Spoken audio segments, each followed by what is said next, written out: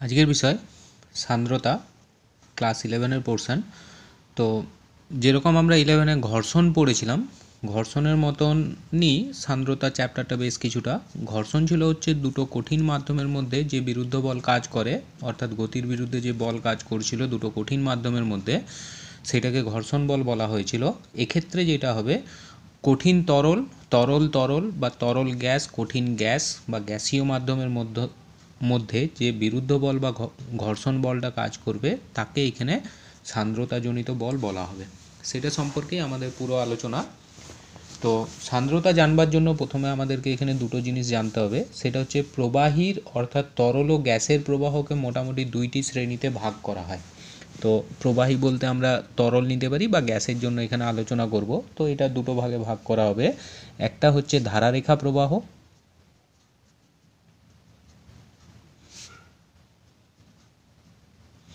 আর 2 number হচ্ছে বিক্ষুব্ধ প্রবাহ।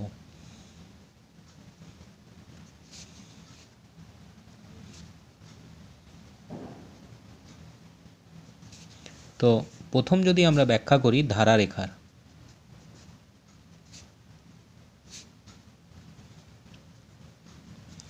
ধারারেখা প্রবাহের সংজ্ঞা আমরা এরকম নিতে পারি: যদি প্রবাহীর কণাগুলি সুসংবদ্ধভাবে স্তরে প্রবাহিত হয় এবং বিভিন্ন প্রবাহীর কণার মধ্যে কোনো সংঘর্ষ না হয়, তবে ওই প্রবাহকে স্তরিত বা ধারারেখা প্রবাহ বলা হবে। অর্থাৎ যদি আমরা একটা জলের পাইপ নেই, মোটামুটি এই টাইপের যদি একটি পাইপ থাকে, এবার এই পাইপের মধ্যে জল প্রবাহের প্রতিটা কণার গতি যদি এইভাবে আমরা দেখাই, ধরে নিচ্ছি এইভাবে একটা কণা গতিশীল আছে,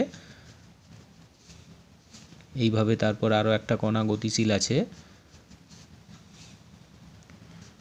আরও দুটোকে নিচ্ছি এইভাবে, এবং আর একটা নিচ্ছি আমরা নিচের দিকে এইভাবে। তাহলে এই প্রবাহের ক্ষেত্রে দেখতে পাচ্ছি যে এখানে কণাগুলো পরস্পরের মধ্যে কোনো রকম কোনো সংঘর্ষ করেনি এবং তারা কি করছে, একটা নির্দিষ্ট দিকে প্রবাহিত হচ্ছে, অর্থাৎ সুসংবদ্ধভাবে একটি স্তরে প্রবাহিত হচ্ছে। তাহলে এই ধরনের প্রবাহকে বলা হবে ধারারেখা প্রবাহ।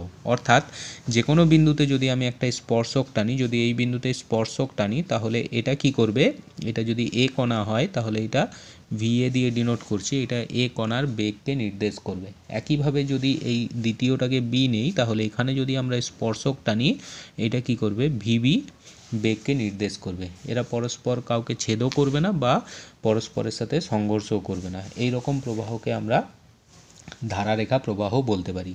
তাহলে ধারারেখা ব্যাপারটা হচ্ছে, ধারারেখা প্রবাহের ক্ষেত্রে প্রবাহীর কোনো কণা যে পথ বরাবর চলে তাকে ধারারেখা বলা হবে। অর্থাৎ এই যে রেখাগুলো টানা হয়েছে এগুলো হয়ে গেল ধারারেখা। এই রেখার যে কোনো বিন্দুতে স্পর্শক টানলে স্পর্শকটি ওই বিন্দুতে প্রবাহীর গতির অভিমুখ নির্দেশ করবে। তাহলে এখানে আমরা দুটো স্পর্শক নিয়েছি, একটা এখানে নিয়েছি, একটা নিচে নিয়েছি। তাহলে এই বিন্দুতে কণার দিক নির্দেশ করবে এই লাইনটা, এবং এই ক্ষেত্রে এটা নির্দেশ করবে। তো এটাই হচ্ছে ধারারেখা।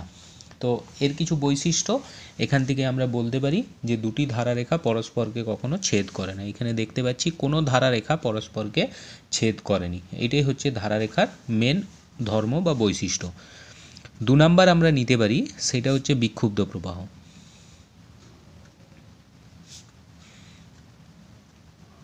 বা এটাকে আমরা অশান্ত নিতে পারি। বিক্ষুব্ধ ব্যাপারটা হচ্ছে যে প্রবাহীর কণাগুলি অনবরত মিশ্রিত হয় এবং প্রবাহীর অভ্যন্তরে যে কোনো বিন্দুতে কণার বেগের মান ও অভিমুখ দুইয়েই দ্রুত এলোমেলোভাবে পরিবর্তিত হয়, সেই প্রবাহকেই বিক্ষুব্ধ বা অশান্ত প্রবাহ বলে। তাহলে একই রকমভাবে যদি আমরা এটা একটা পাইপ নেই, তো এক্ষেত্রে বিক্ষুব্ধ প্রবাহে কণাগুলোর বেগকে আমরা এই রকমভাবে ডিনোট করতে পারি। ধরে নিচ্ছি এটা একটা বেগ আছে, এটা একটা কোনো সময় ধরে নিচ্ছি এইভাবে আছে, এইটা এইদিকে, এটা এইদিকে, র্যান্ডামলি যে কোনো দিকে এদের বেগগুলোকে আমরা নিতে পারি। তাহলে দেখা যাবে এদের মধ্যে বেশ কিছু সংঘর্ষও হবে এবং এরা নির্দিষ্ট কোনো দিক মেনটেন করবে না। তাহলে এইরকম প্রবাহকে বলা হবে বিক্ষুব্ধ বা অশান্ত। অর্থাৎ সংজ্ঞা অনুযায়ী বলতে পারি, যে প্রবাহীর কণাগুলি অনবরত মিশ্রিত হয় এবং প্রবাহীর অভ্যন্তরে যে কোনো বিন্দুতে কণার বেগের মান ও অভিমুখ দুইয়েই দ্রুত হারে এলোমেলোভাবে পরিবর্তিত হয়, সেই প্রবাহকেই বিক্ষুব্ধ বা অশান্ত প্রবাহ বলা হয়। তো এক্ষেত্রে এটা নির্দিষ্ট কোনো দিক মেনটেন করবে না, তাই এটাকে বিক্ষুব্ধ প্রবাহ বলা হয়। তাহলে ধারারেখা প্রবাহ একটা নির্দিষ্ট বেগ পর্যন্ত থাকে এবং ওই নির্দিষ্ট বেগের পর ওই প্রবাহটা বিক্ষুব্ধ হয়ে যায়, মানে এর মাঝে একটা বেগ থাকবে যেটাকে আমরা পরবর্তী ক্ষেত্রে আলোচনা করব, যেটাকে সন্ধিবেগ বলা হবে, ক্রিটিক্যাল ভেলোসিটি। সেই ক্রিটিক্যাল ভেলোসিটির আগে যদি থাকে সেটা ধারারেখা, যদি পরে হয়ে যায় সেটা হয়ে যাবে বিক্ষুব্ধ। নেক্সট আমরা আসবো হচ্ছে এখানে সান্দ্রতার পোর্শনে, বা ইংলিশটা হচ্ছে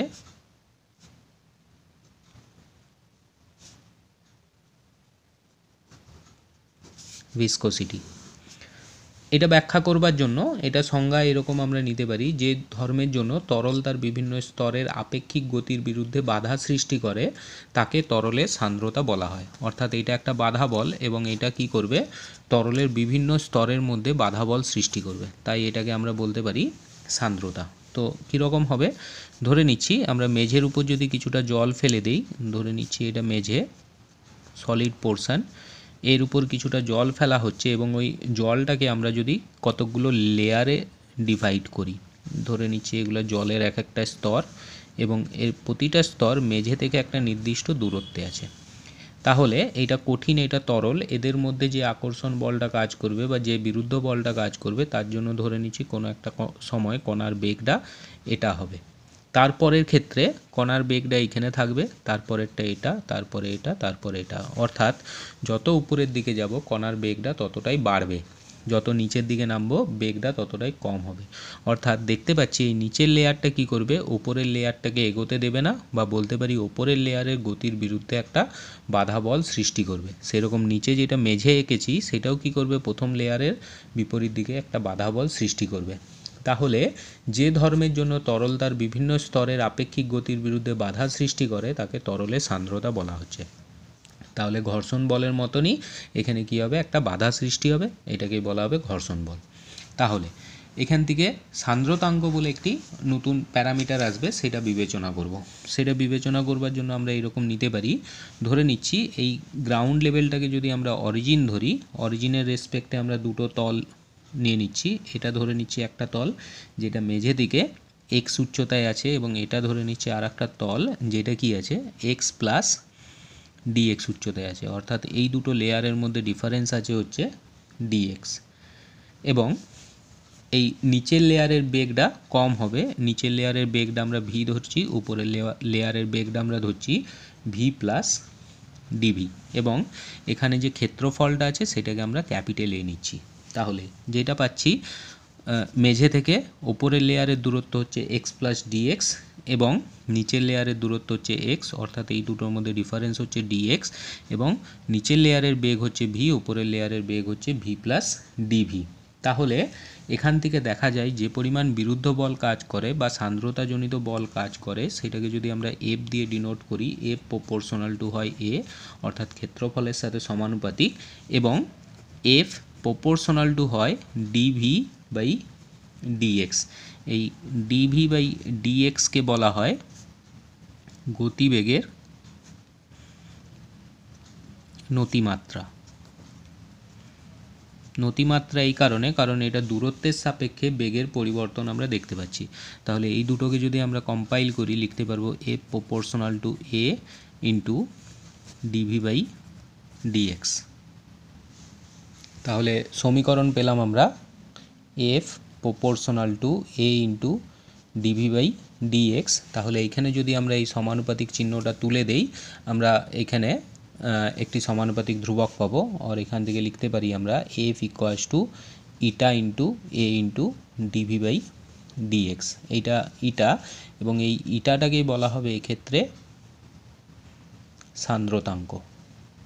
তাহলে এখানে নতুন জিনিস পাচ্ছি সান্দ্রতাঙ্ক, এটা সংজ্ঞায় আসবো। তাহলে সমীকরণ সেট করতে পারি eta equals to F by A into dv by dx. তাহলে সংজ্ঞা এরকম নিতে পারি, যদি এ ইকুয়ালস টু 1 হয়, dv by dx equals to যদি 1 হয়, তাহলে আমরা লিখতে পারবো এখানে এফ ইকুয়ালস টু ইটা।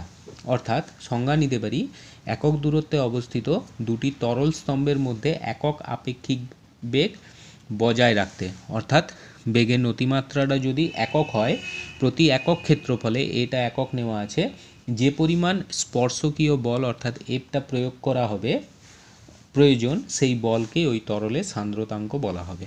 তাহলে এখান থেকে দেখা যাচ্ছে একক ক্ষেত্রফলে একক দূরত্বে বেগের পরিবর্তন যদি একক হয়, সেক্ষেত্রে যে পরিমাণ স্পর্শকীয় বল প্রয়োজন হবে তাকেই বলা হবে সান্দ্রতাঙ্ক। নতুন জিনিস সংজ্ঞা পেয়ে গেছি, এবার এটার মাত্রা বের করতে পারি। তাহলে ইটার মাত্রায় আসব। ইটার মাত্রা নিতে পারি, ইটা ইকুয়ালস টু এফ এর মাত্রা, এফ হচ্ছে M L T to the power -2 by এর মাত্রা L square dv by dx অর্থাৎ L T to the power -1 by এল। তাহলে এখান থেকে সমাধান করলে পাবো eta equals to M L to the power, এখানে এল ক্যান্সেল, এখানে এল ক্যান্সেল, একটা পড়ে থাকবে এল to the power -1 T to the পাওয়ার -1, এটা হয়ে যাবে ইটার মাত্রা। নেক্সট আসবো আমরা এর এককে। প্রথম নিতে পারি সিজিএস একক। তাহলে এটা আমরা এখান থেকেও লিখতে পারি, এখান থেকে যদি লিখি এটা হয়ে যাবে গ্রাম সেন্টিমিটার ইনভার্স সেকেন্ড ইনভার্স। কিন্তু যদি আমরা এই সমীকরণ থেকে লিখি, দেখতে পাচ্ছি এইটা ডাইন থাকবে, এখানে সেন্টিমিটার স্কোয়ার, এখানে centimetre per second by centimetre. তো সেখান থেকে যদি আমরা সমাধান করে লিখি, এটাকে লিখতে পারবো আমরা ডাইন second centimetre to the power -2, এটা হয়ে যাবে এর একক, বা এটাকে বলা হবে পয়েজ।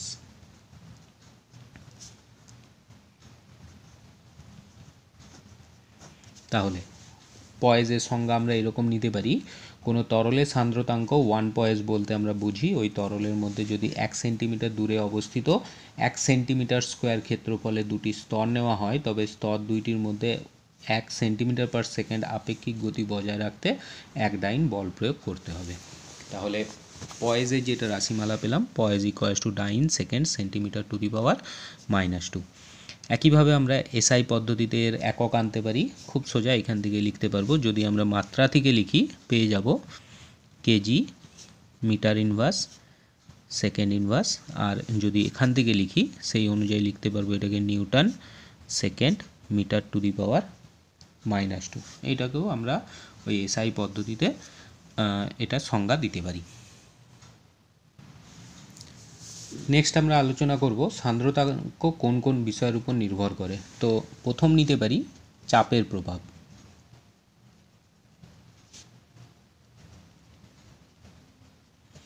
যেমন কোনো পিচবোর্ডে আটকানো পেজ বের করতে যেরকম আমাদের কষ্ট লাগে, সেরকম যদি কোনো তরলের উপর চাপ বৃদ্ধি পায় তাহলে ওই তরলের বেগটাও বাড়াতে তার অসুবিধা হবে বা বেগটা বাধাপ্রাপ্ত হবে। তাই সাধারণত চাপ বাড়লে তরলের সান্দ্রতাটা বাড়ে, অর্থাৎ চাপ যদি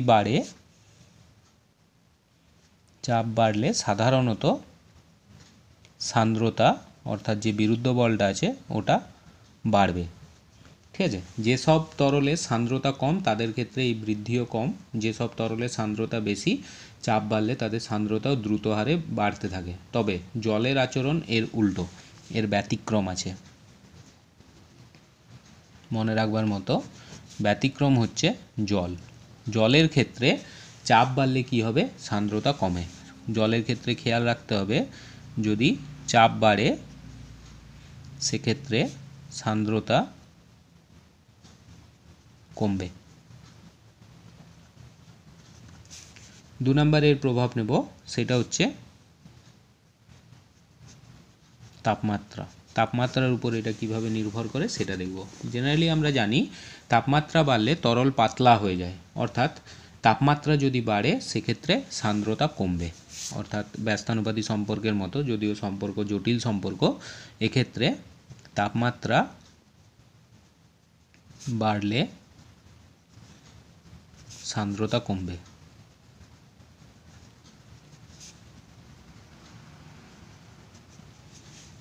এর সম্পর্ক হয় ইটা সাফিক্স টি, টি ডিগ্রিতে যদি আমরা ক্যালকুলেশন করি সমীকরণ নিতে পারবো eta suffix T equals to A by 1 plus BT whole to the power C, যেখানে এ বি সি হচ্ছে ধ্রুবক।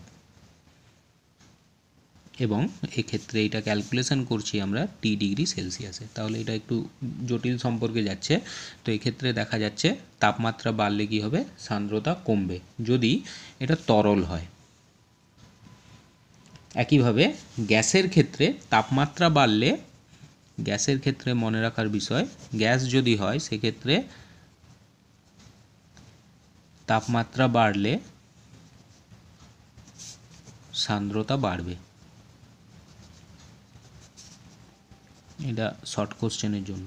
তাহলে এখানে দুটো প্রভাব দেখতে পাচ্ছি। প্রথমটা হচ্ছে চাপের প্রভাব, চাপ বাড়লে সান্দ্রতা বাড়ে সাধারণ কেসে, কিন্তু যদি সেটা জল হয়ে যায় সেক্ষেত্রে উল্টো ব্যাপারটা ঘটবে, চাপ বাড়লে সান্দ্রতা কমবে। তাপমাত্রার প্রভাবের ক্ষেত্রে তাপমাত্রা বাড়লে সান্দ্রতা কমে, কিন্তু সেটা কাজ করবে হচ্ছে যদি তরলের মধ্যে সেটা আমরা নিই। কিন্তু যদি এটা গ্যাসের জন্য আমরা আলোচনা করি, গ্যাসের ক্ষেত্রে কী হবে, তাপমাত্রা বাড়লে সান্দ্রতাটা বাড়বে।